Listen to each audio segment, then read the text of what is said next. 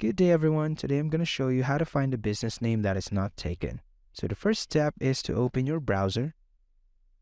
Then once you open your browser, just type in businessnamegenerator.com.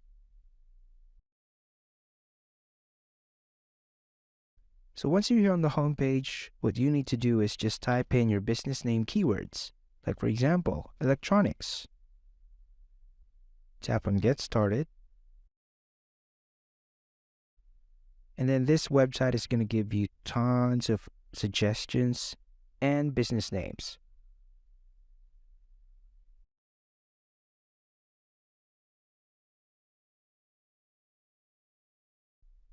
And take note, these business names aren't taken. So you can just select any suggestions from here and then use it as your business name. And that's pretty much it. Thank you so much for watching this video, and we will see you in the next one.